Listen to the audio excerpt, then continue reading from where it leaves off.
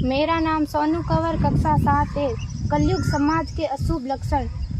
कुटुंब कम हुआ, संबंध कम हुआ, प्रेम कम हुआ, मर्यादा कम हुई, लाज लज्जा कम हुई, विनम्रता कम हुई, समर्पण कम हुए, पुस्तक वाचन कम हुआ, खान पान की शुद्धता कम हुई, बाल कम हुए, कपड़े कम हुए, नींद कम हुई, घी मक्खन कम हुआ, पीतल तांबे के बर्तन कम हुए, भाई भाई का प्रेम कम हुआ, सत्य कम हुआ, अतिथि कम हुए, धैर्य कम हुआ, श्रद्धा और विश्वास कम हुआ, बड़ों का सम्मान कम हुआ और भी बहुत कुछ कम हुआ, जिससे जीवन सहज था, सरल था। संतान को दोष न दे। बालक या बालिका को इंग्लिश मीडियम में पढ़ाया, अंग्रेजी बोलना सिखाया, बर्थडे और मैरिज एनिवर्सरी जैसे जीवन के शुभ प्रसंगों को अंग्रेजी कल्चर्स के अनुसार जीना ही श्रेष्ठ माना।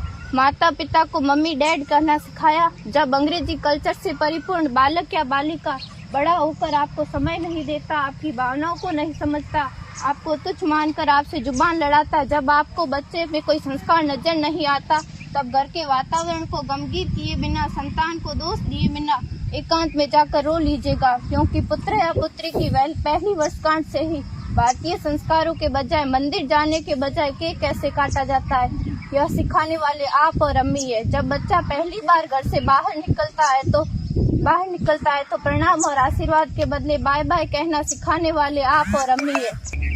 हम परीक्षा देने जाते समय इष्ट देव बड़ों के पैर छूने के बदले बेस्ट ऑफ लक कहकर परीक्षा भवन तक छोड़ने वाले आप और अम्मी है। बालक या बालिका के सफल होने पर घर में परिवार के साथ बैठकर खुशियां मनाने के बदले होटल में पार्टी मनाने की प्रथा को बढ़ावा देने वाले आप और अम्मी है। बालक या बालिका के विवाह के पश्चात कुल देवता देव दर्शन भेजने से पहले हनीमून के लिए फॉरेन टूरिस्ट स्पॉट भेजने की तैयारी करने वाले आप और अम्मी है। ऐसी कई ढेर सारी अंग्रेजी कल्चर्स को हमने जाने अनजाने स्वीकार कर दिया है। अब तो बड़े बुजुर्गों के पैर छूने में भी शर्म आती है। गलती किसकी? मात्र आपके माता और पिता की। अंग्रेजी अंतर्राष्ट्रीय भाषा है, से काम का जेतु सीखना है, अच्छी बात है, लेकिन इसकी संस्कृति को अपने जीवन में उतारने की तो कोई बाध्यता नहीं थी। अपनी समृद्ध संस्कृति को त्याग कर नैतिक मूल्यों, मानवीय संवेदनाओं से रहित अन्य सभ्यताओं की जीवन शैली अपनाकर हमने क्या पाया?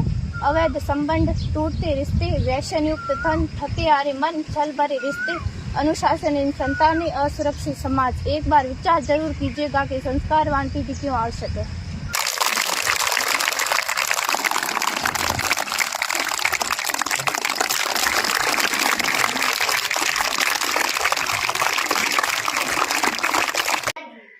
जी बिल्कुल सही बात है, देखना चाहिए।